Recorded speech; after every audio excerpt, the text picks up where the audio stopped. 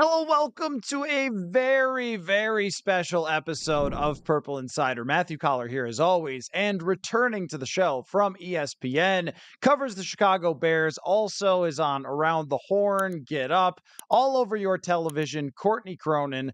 What is going on, Courtney? How are you? I'm good. I'm good. It's been a weird couple weeks. I don't know if I've gone through this much turmoil covering a team and trying to find some sort of balance within the rest of my life. To start the season, usually train wrecks happen. You and I know a thing or two about train wrecks. Usually week 10, week 11. There's always maybe a firing a little bit later on. Weird things that happen off the field. Other strange things. No, I mean, it's been chaotic. It's a nice fall day here in Chicago. I want to take advantage of that because the last couple of weeks, it's just been nonstop, one fire to put out after the other with this Bears team. But I'm excited that you guys are coming to town this week. I had a chance to, watch that Vikings game in full. That was a roller coaster ride. I'm bummed about Justin Jefferson. I think it sucks about the hamstring injury, but weird times that both of our teams that we cover are 1-4. I did not see that coming. I didn't either. I thought that the Vikings could be 2-3, but I did not expect them to be 1-4, nor did I expect them to have the same record as the Chicago Bears, who, by the way, 14 days ago were burning to the ground. And Stephen A. Smith is on TV saying that they're worse than the 0-16 Detroit Lions. And then they get one victory versus a pretty bleh Washington football team. And it's like, oh, wait, no, they're back. Here's Justin Fields is back. Here's where I want to begin with this. You have two teams that took different paths when they hired their general managers, Kwesi Adofo-Mensah, Ryan Poles. Kwesi comes in and they agree with the ownership, with the coaching staff. They're going to keep Kirk Cousins. They're going to competitively rebuild. And Ryan Poles comes in and says, oh, do you work here? You're fired. Everyone leave. All the players on the football team, you all leave. Justin, you can stay, but everybody else, you got to go. And this offseason, they trade for DJ Moore, who looks pretty fantastic at football, but it's still so very much a process with the rest of the roster, which means it's not very good. And yet the Vikings roster has better players, but does not have better results so far. What do we make of where these two teams have gone since they hired their general managers? Okay, so the competitive rebuild element in Minnesota was a super cute buzzword last year, and it's okay, 13-win team. All right, a lot of luck, as we can finally admit, 5-week sample size, a 1-4 Vikings team. A lot of luck played into winning 13 games by one score. Okay, guys didn't actually think that was going to be a trend that continued, right? Smart people watching football didn't think, this isn't going to regress to the mean by any stretch. Anyways, I think that the route the Vikings decided to go is now, of course, they couldn't put off the inevitable any longer. And right now you have a team that has good pieces, but pieces that are not going to be here long term. And that this season may finally be the straw that breaks the camel's back to where they have to start over at some very key positions. And that's not just what they did last year, offloading Adam Thielen, offloading Eric Kendricks, saying goodbye to Patrick Peterson. This is the Kirk Cousins year that, it's very likely the end. That's what it feels like, at least right now. And I know it's a lot of tweets going around this morning after we see Justin Jefferson get moved to injured reserve, which again, I hate seeing that because you want to see great players play. And it bums me out that this is a season for him. Now he's going to have to miss the next 4 games, that he isn't going to be able to continue on this great trend that he was on, 5,000 receiving yards in his first 50 games or whatever it was that he surpassed against Philly. I hope he gets back quickly, but for Kirk Cousins, that might factor into his decision. Do you want to be here? Do you want to waive that no trade clause? If the team continues to stink the rest of the way and you have a chance to get traded to go somewhere else and then get one more contract to prolong your career, why wouldn't you do that? And why wouldn't the Vikings even consider that? It's a two-way street. Of course, Cousins and the no trade clause, having to waive it, that's one thing. But then, for him, being able to, or for the front office, being able to make the decision to finally move on and then start over at that position. like eventually this day was going to come. It just happened probably sooner than I think most fans would have realized. But, with Kirk, that's the X factor. And on the other side of that, with the Bears, how they got here at this 1-4 mark is that there was not the jump that they expected from Justin Fields in year 3. Year 2 in this system, they really had a rough go the first 4 games, and I still don't think they're out of the woods yet. A win does tend to cure a lot of things, but they're in a very precarious spot where this coaching staff is coaching for their coaching lives right now, hoping that, they can cobble together some wins here and be kept beyond the season, and that Ryan Poles in the front office and the decisions that they made. I mean, right now the DJ Moore trade is looking like a really good one because Carolina is not a good football team. They're 0-5 right now. The Bears have their pick next year. Like, all of that looks good, but it doesn't make up for a lot of the gigantic wounds that this team has had to wear, whether it's losing your defensive coordinator ahead of week 2, to a sudden resignation, losing out on the Chase Claypool trade in a massive way, giving away a pick to get him off your roster. Justin Fields in the comments about playing like a robot, like all of these things they've had to sort through in the early part of the season, where their rebuild, which they thought, okay, deliberate, calculated, we're taking time to make this happen, it didn't exactly yield the dividends in year 2, where year 2 of this decision-making staff, from the coaching staff to the front office, whereas right away they could hit the ground running, and 3-14 was behind them. No, it felt like 3-14 and the ghosts of last season have been haunting them every step of the way until they finally broke through against Washington. What's interesting to me is that both general managers have made some miscues, Yeah. and yet I would still say that the bigger picture for both franchises looks pretty good. Like the Chase Claypool trade and the Vikings' decision to trade down in the 2022 draft are Mm-hmm. pretty equal in how abominable they've gone. I mean, Lewis Seen is not playing and Chase Claypool was a total disaster. But the decision to move on from certain players like, Khalil Mack and Roquan Smith and so forth. And then with the Vikings, you mentioned Adam Thielen, Eric Kendricks, Delvin Cook. What's Delvin Cook averaging? About 3 yards per carry right now with the New York Jets. Like, they made a lot of the right decisions at the right times. And I think the same thing goes for the Bears. Khalil Mack is still a good player and had 6 sacks in a game or something the other day, but he's still a good player, but he wouldn't have made the difference on this Bears team in terms of, are they a good or bad defense? Like, they were never going to be good.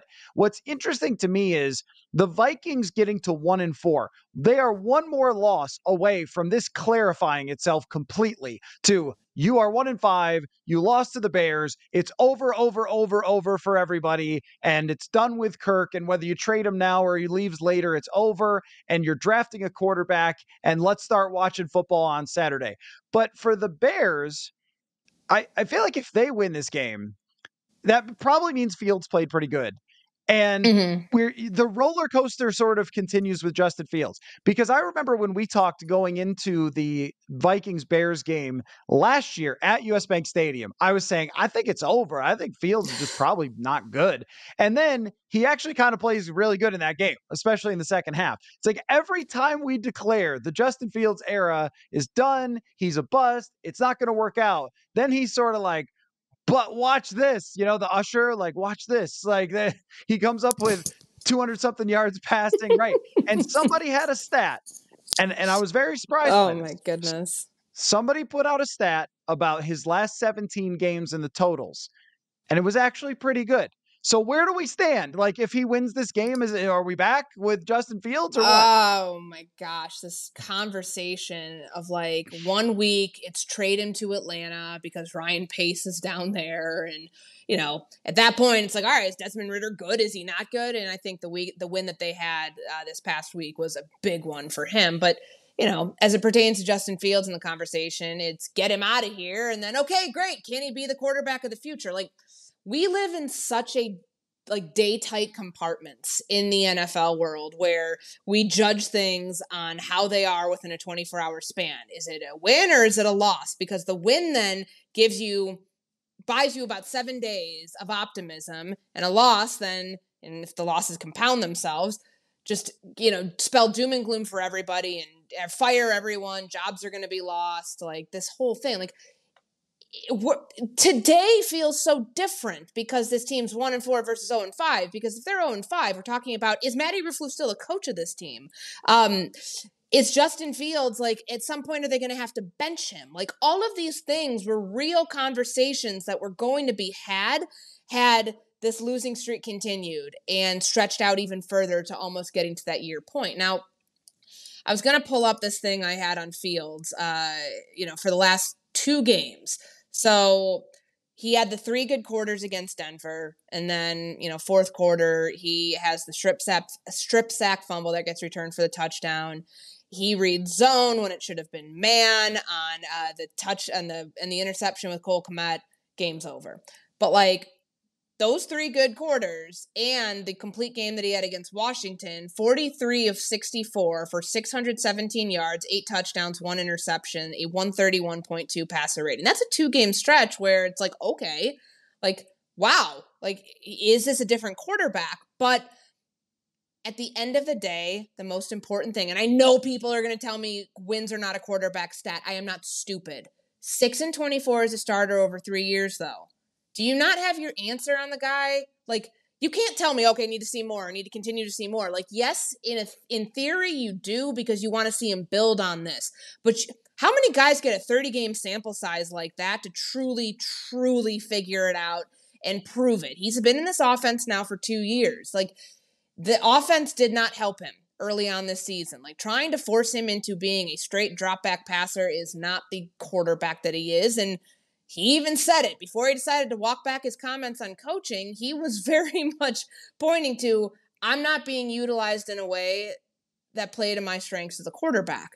I still believe that as much as we want to believe the jury is out on Justin Fields, barring some massive turnaround here where they go on and rattle off a couple straight wins and Justin Fields is throwing for 3-4 touchdowns a game, that this ends up being what it is right now. You have a good quarterback, but is he the answer at the position when you might have the number 1 overall pick to go get Caleb Williams? Like, there's a lot of factors there at play.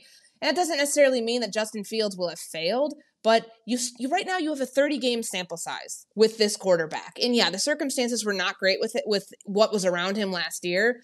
Like, I just think that some of those excuses of like, oh, he needs more time, he needs this, he needs that, like at some point those become, you are what you are and you have what you have and you've got to make a decision based on all of those things.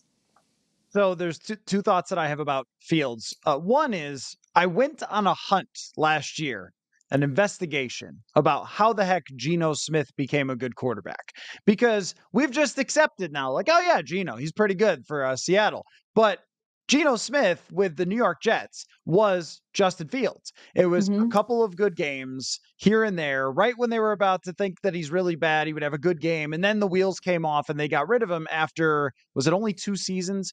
And I looked back at all quarterbacks after 2 seasons who became good and who became busts, like top drafted quarterbacks in the first 3 rounds or whatever. And what I found was the first 2 seasons really didn't tell the story. I mean, Eli Manning was horrendous through his first 2 years. Matthew Stafford's stats were terrible. There's a lot of quarterbacks who turned it around after 2 bad years, but there wasn't any who turned it around after 3, which is kind of like a funny line of demarcation. But you mentioned that sample size, it begins to grow. So there's a good number of quarterbacks who inherit horrendous teams, bad situations, bad coaching. They're drafted very high and it comes apart. The weird thing about Justin Fields is that he played a year and then his team tanked. I don't know that I can remember a situation quite like that. So I want to give it more time. I think it's right to give it more time. I saw it was like, what a classic talking point on television. They should trade him after his 1 good game. And like, no, I don't think that's a good idea.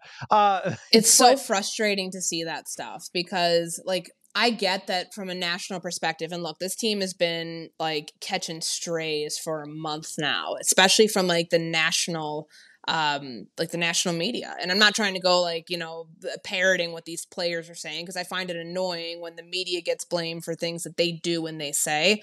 But like the national perspective on this team was burn everything down. They stink. They're a horribly run franchise, this, that, and the other thing. And now, oh, look, can they win the NFC North? That was a legitimate headline on the bottom of a show that shall not be named. Like, are you kidding me? They're 1-4. They just beat a dog bleep Washington defense that is not as bad as Denver, but still not very good, and having a lot of defensive backs whiffing the other night. Like, it was just terrible. Jack Del Rio should be on the hottest of hot seats for defensive coordinators, considering what that game plan looked like. But I can't subscribe to that line of thinking when it comes to this team, because this roller coaster of 1 minute, the plan is working. The next minute, oh man, the staff is gone. Fire everybody. Start over. Start thinking about Caleb Williams or Drake May, if Caleb Williams apparently may want to go some places and not go other places. Like, there's just too much of that around this group right now,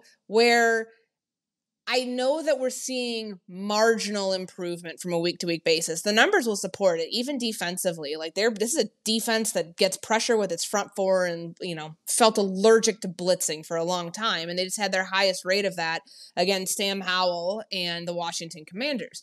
Now, can you actually see them build on that from a week-to-week basis? We don't know, because we haven't seen it, because they're a 1-4 football team who, if there's any time for them to get this thing on track, it's now. You have two sub-500 teams coming to Soldier Field with the Vikings and the Raiders. I don't know what the Chargers are right now. They're 2-2. They kind of feel like the Vikings in a lot of respects. And then, after that, Carolina is in the mix. So you got Detroit in there. That'll probably be a loss. But, like, you've got Carolina, the worst team in football right now, in the mix. If they somehow come out of that at 3-4, or 4-5 by the time week 10 rolls around, like, is that a different football team that you have, expectations on that might have been different at the start of the season? Maybe, but those of us who have been around and have watched this team, I thought they were a 7 to 8 win team. They can still get there, but they just happen to have like all of their calamity and losing happening in a big stretch here at the beginning of the season. Could this end up evening out? It absolutely could.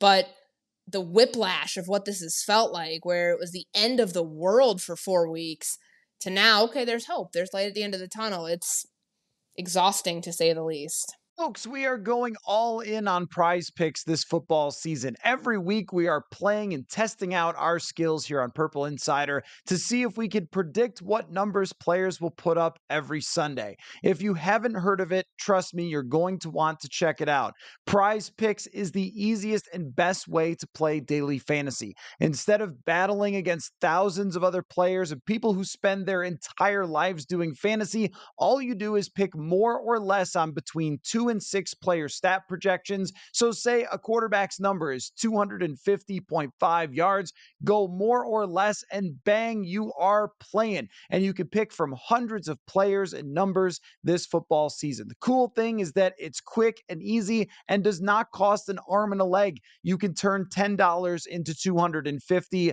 just like that. Again, the perfect way to fit it into a busy day. Click, and you're playing. This isn't just something that I like. You're going to hear us doing every single week, Prize Picks on the show on Purple Insider. So go to prizepicks.com/purple and use the code PURPLE for a first deposit match up to $100. That's prizepicks.com/purple with the code PURPLE. Daily fantasy sports made easy.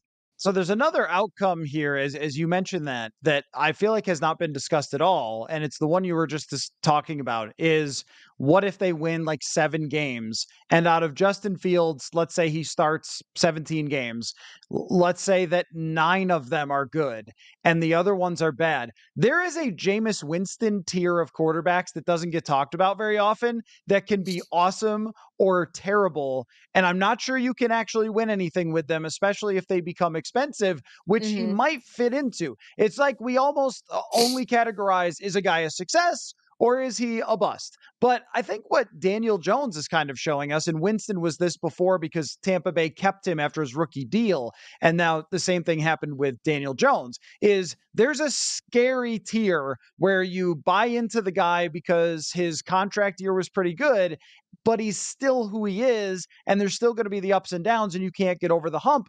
But with Fields, the thing with Jones and Winston is there was always these like gigantic problems. Like Daniel Jones was just never going to have like big plays and big arm and magic. And Jameis Winston was always going to throw like a zillion interceptions.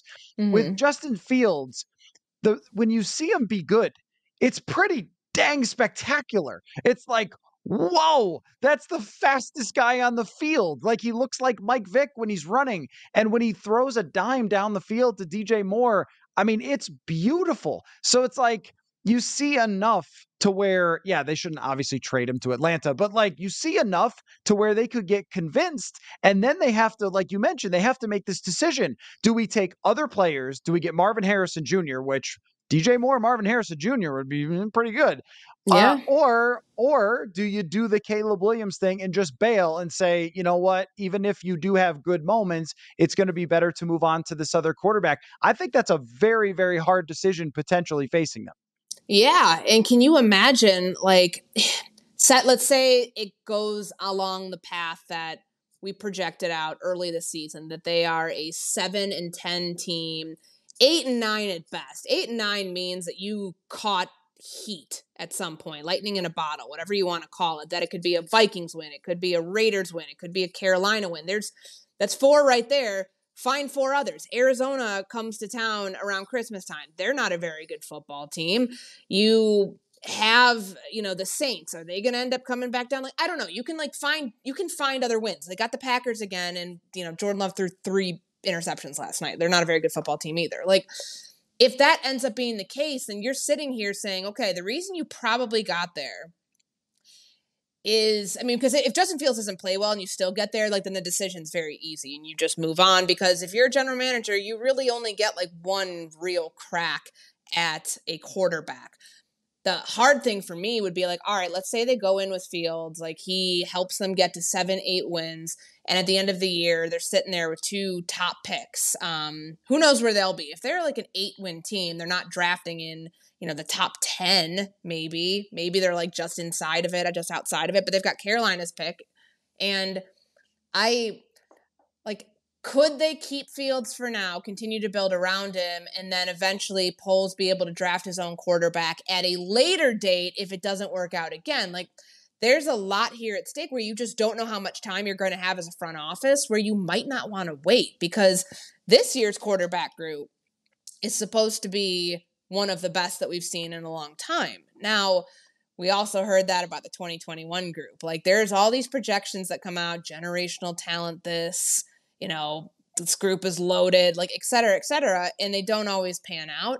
But if you know that Caleb Williams, A, wants to come here, B, which I think it's funny that we even talk about that with a drafted guy, but there's enough smoke there to wonder, okay, is this going to be an Eli Manning sort of situation where guys don't have to come out anymore. They can stay in college. NIL money is going to keep them fat and happy for a long time until they're ready to come out, maybe to a place that might put them in a situation where they don't have to be wondering if their career is going to be over by year 4 of their rookie deal. But it's so hard to tell right now.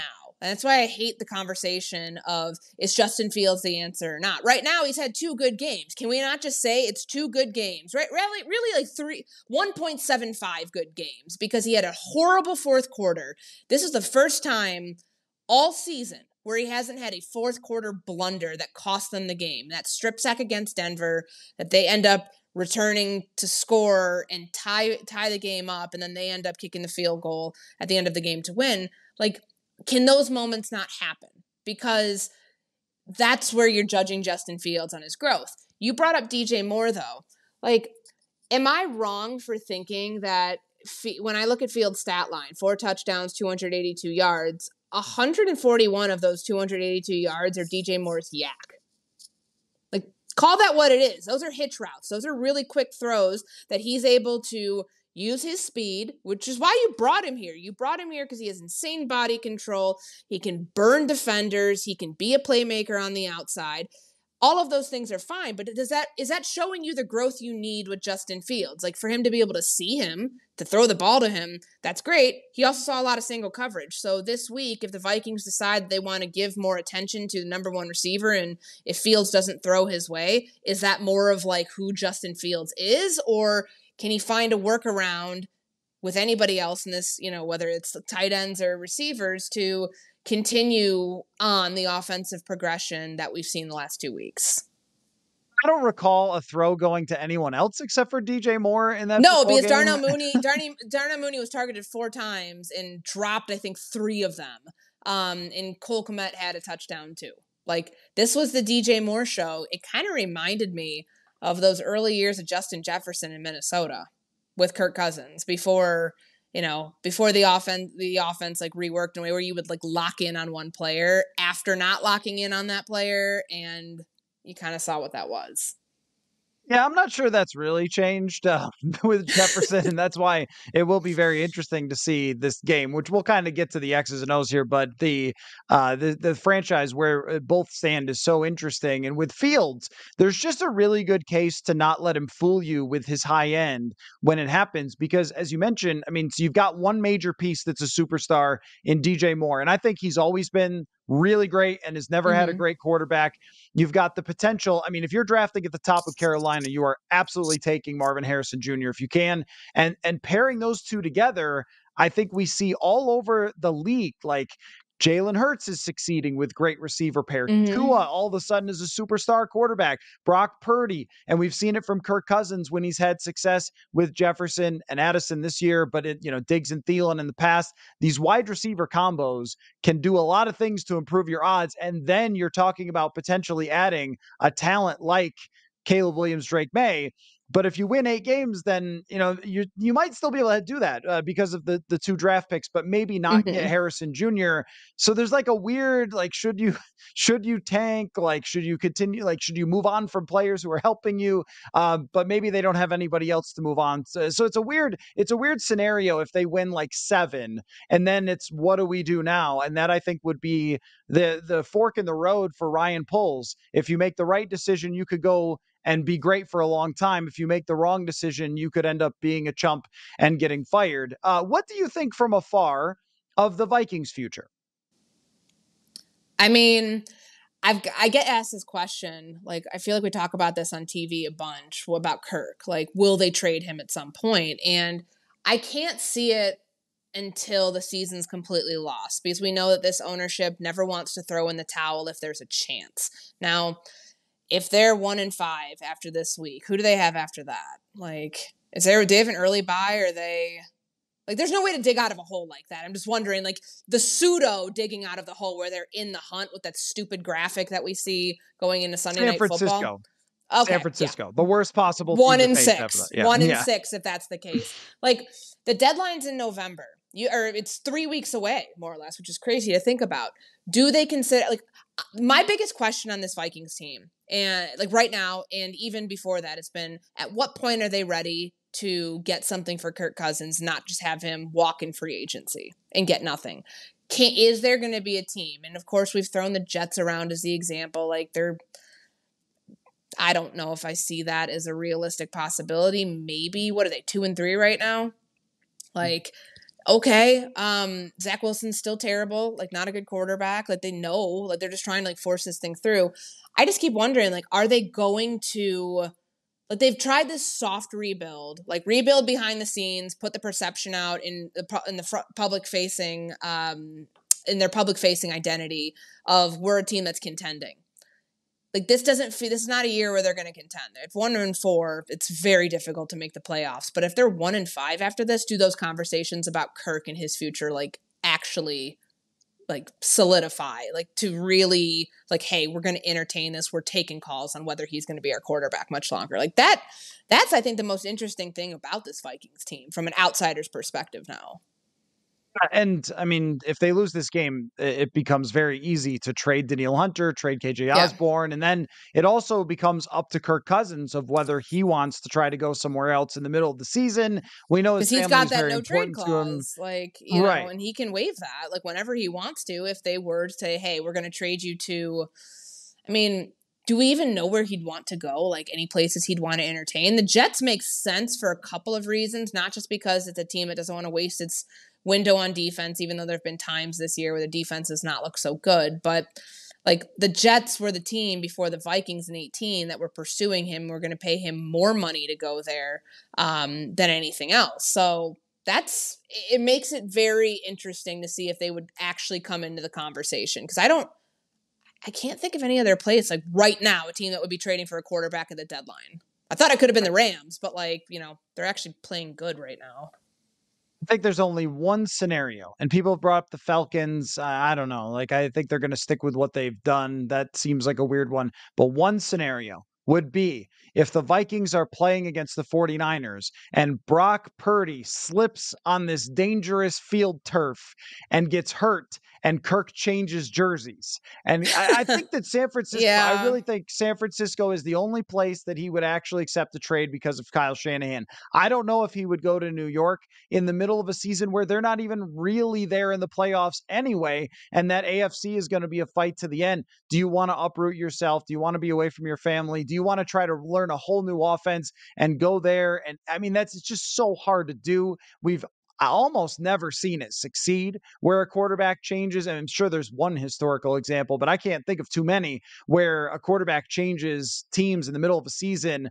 Carson Palmer joined the Raiders once upon a time and like really struggled. So we saw Sam Bradford obviously here, but that wasn't in the middle of a season. That was still correct. before the year. That would be an extremely, extremely hard task. But I was thinking about just your perspective on the big picture here, having seen the whole thing, having seen, Kirk Cousins come to town in 2018, 2019, the one playoff win, and then last year, what happened, that I think that despite the fact they have taken a route that is harder to succeed, the Mm-hmm. competitive rebuild, the fact that they have so many pieces in place, like we're talking about the Bears trying to draft players like Harrison Jr., like the Vikings already have these players. I Not so know. much on defense, but that's where you get your money. I think that both teams could potentially have this work out really well for them. Like it's in the cards for both of these teams' rebuilds, even though they took different routes, if the Vikings are able to draft a quarterback. And that's where trading players comes into it. It's almost better if they lose to the Bears. And then they know what they've got to do, and they could try to get the highest possible draft pick. Folks, want to remind you to make Little Caesars the official pizza sponsor of the NFL part of your game day. Order online during their Pizza pregame 1 hour before NFL games and get ready for some football and fun. Choose your favorite Little Caesars pizza or pick the toppings you crave. Either way, you win. And speaking of winning, everyone scores with convenient delivery or their in-store pizza portal pickup. So grab some friends and enjoy a few slices during the tastiest hour before kickoff. Okay, but like how? Because this so we're projecting this out as the Vikings are not the Vikings of like 7-10 land, 8-9 land. This is like a top 5. How do they get to? They're too talented to be a top 5, a team that's drafting top 5, unless they start siphoning off assets. The guys that you mentioned, whether it's Hunter, KJ Osborne, is there anybody along the offensive line that they would trade to, like Brian O'Neill? I don't know. Like I can't. It's so hard for me, having covered the team for 5 years, to picture them in position to get one of these top 5 quarterbacks. And, or if they're not in position, giving up legitimately deep draft capital to go move up to go get somebody like that.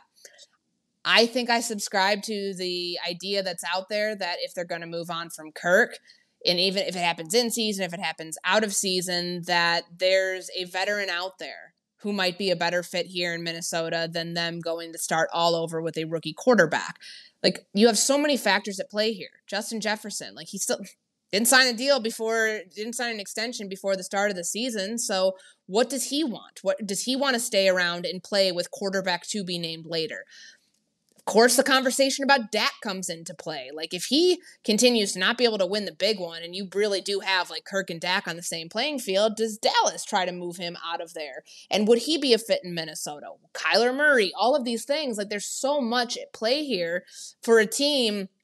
I'm looking at it right now, like whose roster is a good roster on paper, a much better roster than the Bears from like top to bottom. And yeah, I know like on defense, very young secondary once again, but like that's where your draft picks, that's where free agency can come into play next year. Like it feels like this is the moment we've been waiting for. The bill came due with this team, and they have to like strategically pull it off all at once in order to not have the lull next year to get right back to being competitive. If this ends up being the year where they win 4 or 5 games, which it's wild to imagine that because we haven't seen anything like that since Leslie Frazier got fired. Like we have not seen a season that bad in Minnesota because they don't typically ever let it happen. They'd rather be somewhere in the mix of like the verge of mediocrity to being an above average, not great team, but above average team than going all in and like, having to really do this over and do it the right way. I think if they play their cards correctly, and Justin Jefferson's injury resolves some things here, because if you were going to say one reason you could get to 8 wins or 9 wins is that man. But with him out for 4 weeks and potentially more, again, you lose this week, I'd say, hey, Justin, go to Cabo, just vibe. Just watch the games from there. Don't even come back to the facility. Just make sure you're 100% to start 2024 with this hamstring. We don't need this to be a big deal. But is he gonna want to stay after that? Like, he doesn't really have a choice. Like, I mean, when you look at the franchise tag, 5th-year option, yeah, of course, right? All those things. But like, he doesn't really have a choice. Does he really want to be there? Does he really want to be there? That is certainly a question. But also, has he enjoyed the Kirk era? Like, he's enjoyed his stats, but this man cares about winning a lot. Sure. And they have not won. So I get this question all the time of like, if you get rid of Kirk, like, is Justin going to be upset? I'm like, why? If he cares about winning the most, which winning have they done? That he has 0. Go look at his wins. his top 5 quarterback list from the summer. He has 0 Kirk wasn't playoff on wins. there. Yeah. What do you think he wants? I mean, look, if Arizona, the thing about Arizona is if they bring back Kyler Murray and he plays well and that team's kind of plucky and they decide we're going to stick with Kyler Murray, there's a team that could be in the top to trade up with. Like, right, there's always opportunities here. Carolina pulled it off, not to get necessarily Caleb Williams, but there's like 3-4 quarterbacks who could be top 10 talents. So if you're in that ballpark, you do that, you get a Gardner Minshew, Andy Dalton to make sure that just in case that quarterback's not ready, you've got a guy, and then you go forward. And then you see what you can do. But I feel like not moving on from Kirk is more dangerous for Justin Jefferson, because how are you supposed to argue to him that this is going to work? You're 1-4. Like, how are you going to say, oh yeah, no, Justin, next year, Kirk will be much better at winning these games, or we'll have a much better roster when we're paying him $48 million or whatever he's going to want after he throws for 4,800 yards this year. I think it's a much more risky thing with Jefferson to stay with this. No, I agree. And I think they've been trying to get out from under this conundrum that they have with Cousins for a long time. They've just been locked into it because of the way that they've structured his contract. I mean, they gave him the 1-year extension last offseason, 2021, and that was going to a year where we weren't sure what this team was going to be. And then, of course, they go win 13 games, and it's like, oh, like, okay, like they made it to the playoffs. That was good enough to be able to, like, run this thing through. They didn't give him the extension this offseason, so it legitimately brought into question his future for the team because it was their one chance to do that. They didn't have to extend Kirk this offseason, and they didn't. So now it's, all right, prove it to us. Like, and right now, not necessarily saying it's all his fault, but right now the team is not winning games. And the cost of keeping Kirk Cousins to run it back when you know what his ceiling is, like there's no more jury still out, like get him a new coordinator, get him a new coach. No, like he is a good quarterback in the NFL. No one's questioning that. He's shown moments of being a great quarterback, but those are not things that have, like, the Vikings have a 6-year sample size since 2018. Like, come on. Like, what are we doing here if we're thinking, oh, it's going to be all that much different next year? We'll surround him with more pieces, the same narrative that we've been saying now for, more than half a decade with Kirk Cousins in Minnesota. Like, your chance to move on is now. They can't squander that opportunity no matter what happens with Kirk and what numbers he puts up, because as we know, even look at that Philly game. What did those numbers amount to? They still lost. And I think that this is their chance to finally move on, to start over at a position that for them has been notoriously hard to do because they like stability, even if the stability doesn't yield more than one playoff win in his entire tenure, in which some might say was due to a push-off after the team won a coin toss. But it's nothing against Kirk as a quarterback. I just think that this team needs something else. Like, they've already gone this route. They've given a lot of resources and chances to make this happen. It's happened to a degree, but it still hasn't gotten them over the hump. I mean, I would say the same thing about the Dallas Cowboys if this thing continues on the trend where you're paying a good quarterback, great quarterback money. You can't make that same mistake twice in a row with Dak, and I think the Vikings are all but paid out on Kirk Cousins at this point of his career. Right. And what Dak has right now is a phenomenal roster that Kirk has had probably twice and a half. Like, last year's roster was very good, but it was not great.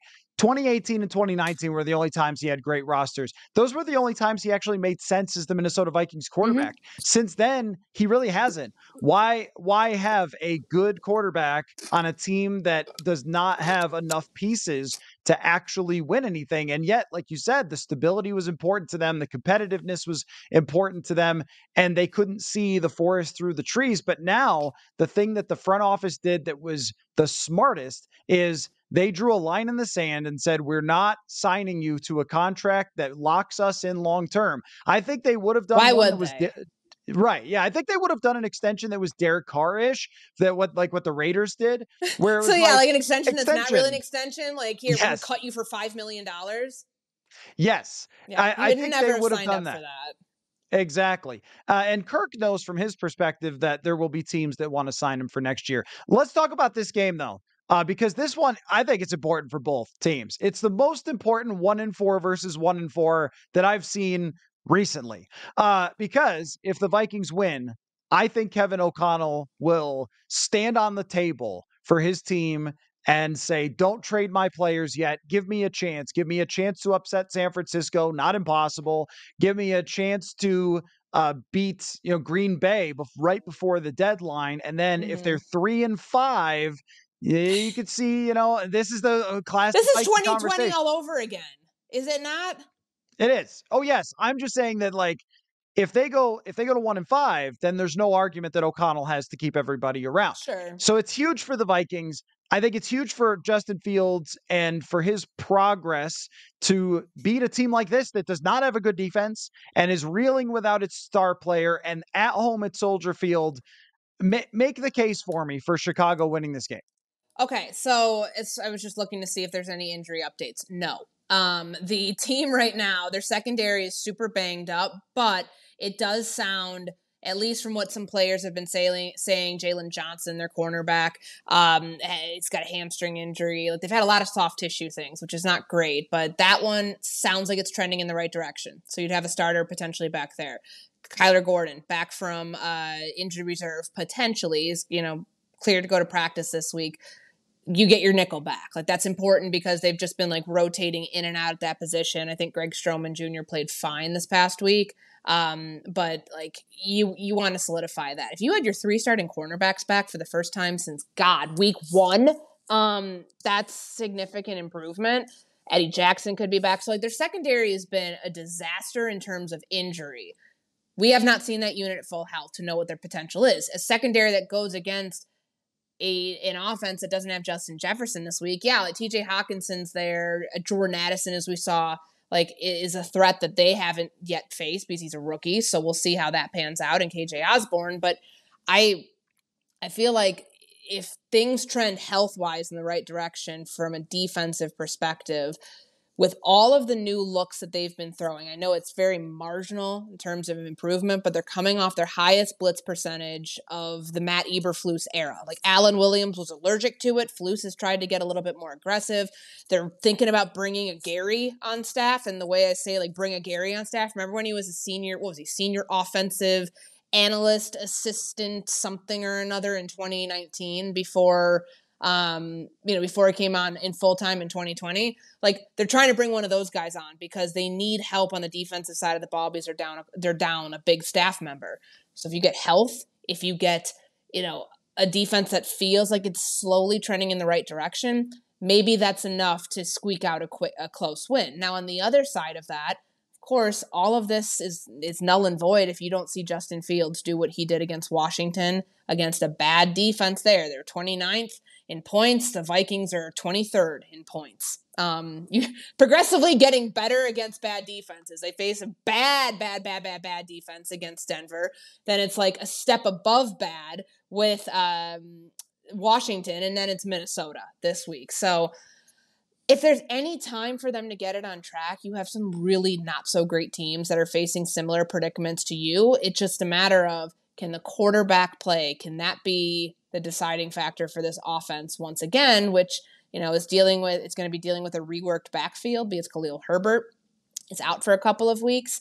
And they've got to start seeing some contributions from other guys not named DJ Moore, because eventually DJ Moore is probably going to be leveled off, because I'm not so sure that Justin Fields is going to be comfortable throwing to him in situations that look like he's completely covered, because he has not shown us that he's willing to do that so far. I think this is an ideal situation for Justin Fields because the Vikings do not sack the opposing quarterback. I mean, Danielle Hunter does. The Vikings don't. Yeah.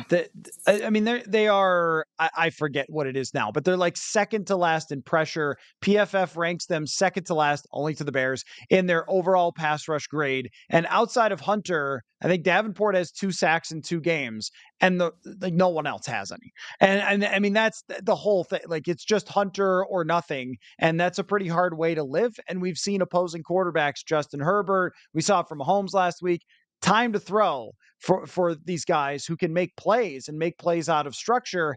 And when the Vikings blitz as much as they do, if they don't get home, which they almost never do, except for against Bryce Young, but I mean, there's just lots of space to run for a quarterback.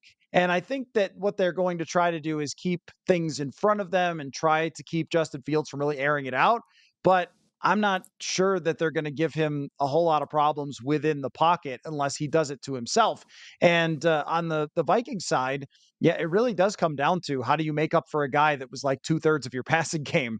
And I don't know how much it mattered. The crazy thing, let me tell you something crazy. Something crazy that you might not know because you know everything about the Vikings. But one thing you might not know: Kirk Cousins has barely been pressured all year this year. It's kind of wild.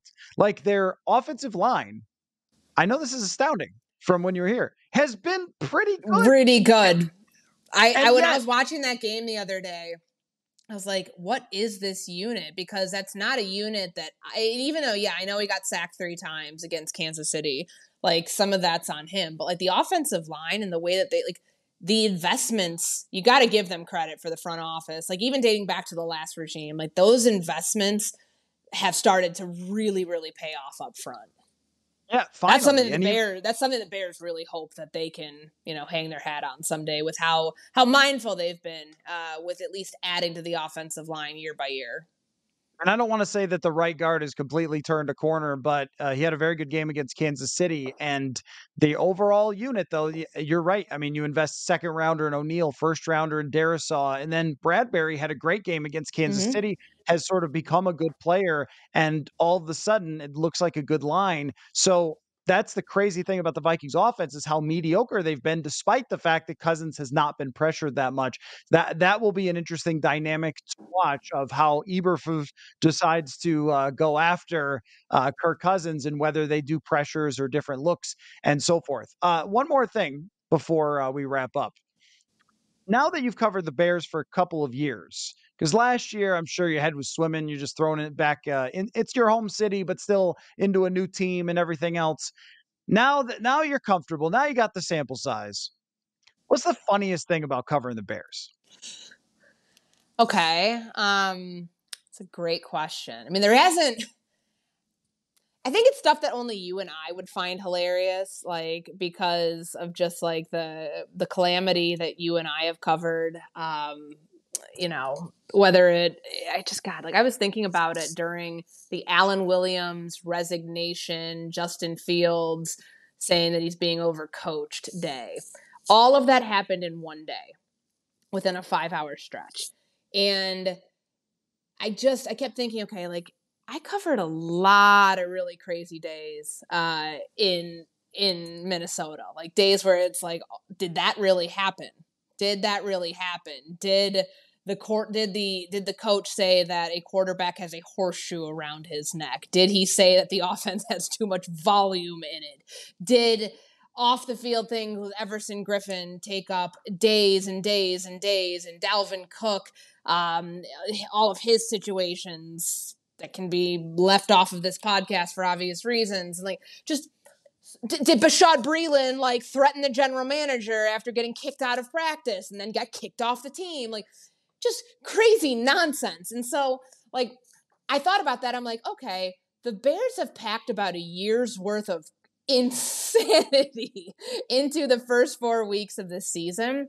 And every time I look up, it's like, what's next? Which is crazy because this week it hasn't felt like that. Like, after trading Chase Claypool, which was a drama-filled thing in its own right. Do you know I got, like, blamed from some stupid fans, like, blamed me for that? So here's the exclusive story, because Okay. I only go on, like, certain podcasts to, like, do a tell-all, this one included. So the Friday that he made the comment about coaching, like, so we go in the locker room. Haven't seen Chase Claypool in the locker room. Like, he's always had to go lift. When open locker room happens, guys know that open locker room's happening, and they schedule yoga, lifting, a lot of different things to avoid us. And that's your prerogative, but, like, by PFWA rules, you have to be available to speak regularly, not just after games. So Claypool, we're in there with him Friday before the Denver game. And he's sitting at his locker. There isn't many of us. Fridays are usually a quieter day. And so I go up to his locker, talk to him a little bit, and, like, it kind of felt like a pity party for himself early on. Like, how are things going? Like, yeah, like, rough up and down start, blah, blah, blah. Like, I got crucified for we all know what happened in the Green Bay game, which is still insane that tape is out there and lives. And this guy got a third shot at another team after loafing the entire game.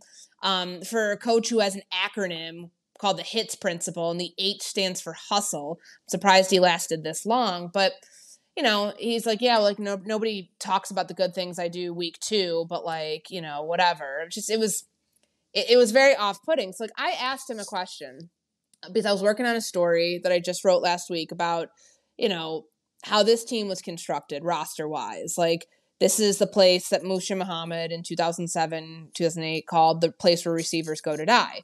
Can't get a lot of free agents in here for obvious reasons. Quarterback play affects that. So what did Ryan Poles do? He traded for 2 of his biggest pieces in the receiving corps, so these guys didn't have a choice but to come here. So I asked Chase initially about how his perception of the receiver of this team, receiver room to the whole team, how did it change from the time you were traded here, in which you didn't have a choice to come here, but, like, how did it change from last November to now? Talked about evolving and, adapting, all those things, and, having to kind of just, like, more or less grin and bear it at times where it's not fun. So I asked him verbatim, do you feel like you are being used in a way in this offense that best showcases your skill set? So he waits. He looks at us for about 7 seconds. I counted after I watched the video back. And he goes, no. So that opens up this whole firestorm where you've got 2 players in about 8 or 9 days, more or less, blaming coaching. And I know Justin Fields walked it back. You can think whatever you want about that. Like, he said what he said initially. And it's fine to be frustrated. I totally get it. They're trying to make you into a pocket passer. No play action, no bootlegs, no nakeds, none of that early on. All of a sudden, you start throwing in those concepts, and he has a career high on play action pass attempts, play action pass yardage, touchdowns against Denver, and you carry some of those things over and hope that'll happen beyond that. Okay, whatever. So, like, that day that whole exchange went down, and then Claypool is inactive for the Denver game. They tell him to stay away. Like, it's only a matter of time before they trade him. You wouldn't believe the amount of dumb fans I've had come at me being like, you baited him into that question. Like, you're the reason he's gone. But, like, I could not believe it. not even in my wildest of Minnesota days did I have anything like that happen, where someone literally blamed me for a player not being on this team.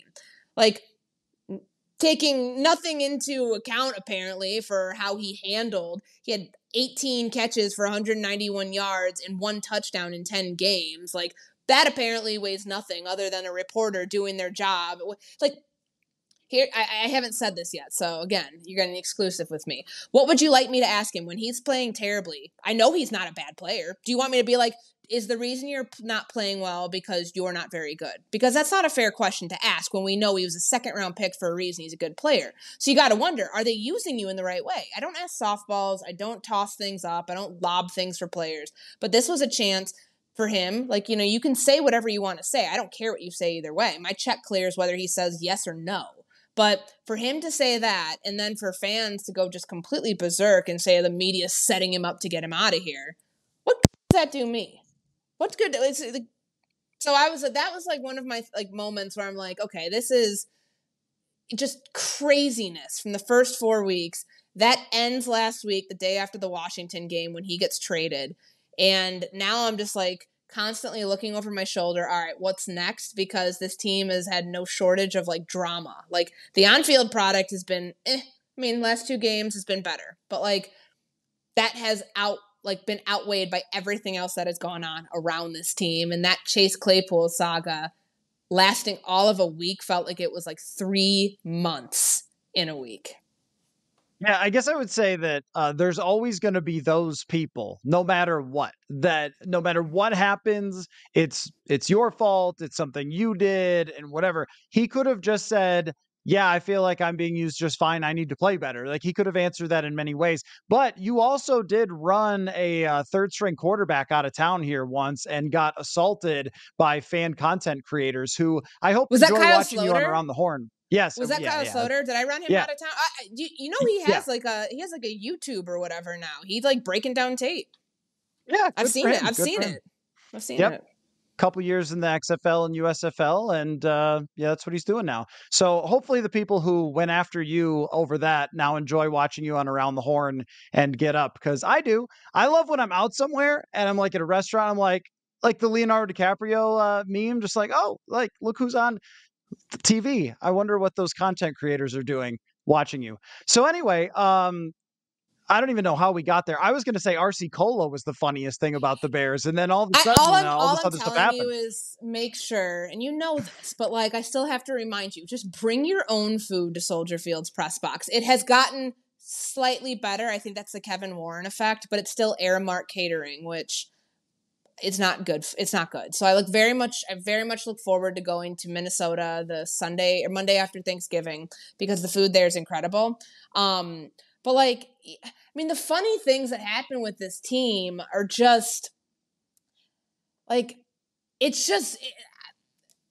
stuff that only I think you and I would find funny, like just absolute like, nonsense that just keeps happening with this group, and that the defensive coordinator goes MIA for a couple of days and all of a sudden suddenly resigns, health and personal reasons. And then, there's a report that comes out that it's a little bit more than health and personal reasons, that there's some inappropriate conduct. And it's like, all right, like that bombshell feels like it happened 2 years ago and it only happened on September 20th. Like it's the point where like I think that what I laugh about is like I laugh to keep from crying from the stress of this job from time to time.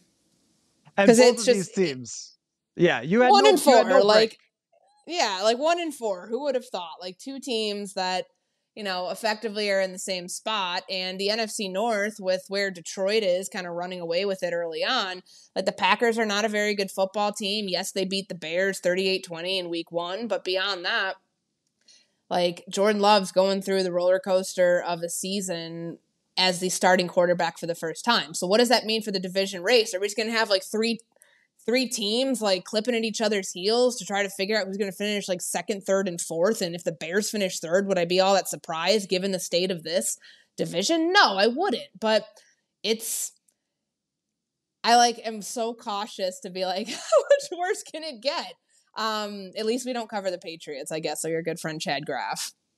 Oh yeah, yeah. Chad's got it pretty tough there. He's got to write Bill Belichick hit pieces, which I'm sure go over really, really great within that building. But yeah, it should be interesting. And hey, look, it is a Jawan Williams revenge game, so that is a storyline that we are going to be watching. Jawan Williams, Chicago Bears legend, could make some plays. I saw he got 8 snaps last week, so he's going to be in there. You We know, love this Jawan. He's a really nice guy. I know I haven't had a chance to talk to him. Remember, you told me that he was like one of your favorites in the locker room. When I saw he got like poached off of there, they've poached a couple people off of practice squads. They just did it with Darrington Evans from Miami because they need running back depth. Um, who else? The safety from Baltimore. What's his name? The veteran safety from Baltimore. Hold please. The guy that they just got like last week. His name's gonna kill me. Hold on, I need to like get this right. Duron Harmon. Duron Harmon. Remember him? Oh He played yeah. for the Lions for a long time. He's been in the league a minute. He was not active the past game because of he just got here. But like, yeah, then Jawan Williams, like the Jawan Williams era There's season. there's a pick six coming for Juwan Williams, and he's going to point right at Kevin O'Connell right when he gets the interception, walking down the sideline. You let me go. That's the funniest way this game can end. That's usually a question, but I think we just answered it. So anyway, well, just like we expected, we're all looking up at the Detroit Lions, and we'll see how this one plays out. I'm excited to hang with you in Chicago again. Always love when I get that chance, and we'll have fun, and then we'll do this again before it's Vikings in Chicago again, and only the Lord knows what will be happening at that point. Oh my god! I like the fact that that game's now just over a month away, and like if this goes according to one plan for the Vikings, where like if they don't win this game and they start realizing, all right, it's over. Like how different this roster could look has the potential to look. And I'm not saying that they're like guaranteed to make wide sweeping changes, but if that happens, whew, we're gonna have an interesting pod going into that November 27th game. Very much. Well, thank you for your time. Great to chat with you again, and we will indeed do it again soon. And it might be by the next time we talk, I might need a draft scout in my life. We'll see. I don't right now, but I might. So I mean, I've been in touch with her recently, very briefly. I said, "Hey," I called her on her emergency phone, and she was just like, "All right, what are you bothering me for? This is college football season." She's out busy, like looking at prospects. I'm like, Drake May, Caleb Williams, and that was left on red. I was not given that. I was not given a response yet on that one. But if this win doesn't carry over, then we both might be needing some draft scout in our life. it's not time yet. It might be soon. Thanks, Courtney.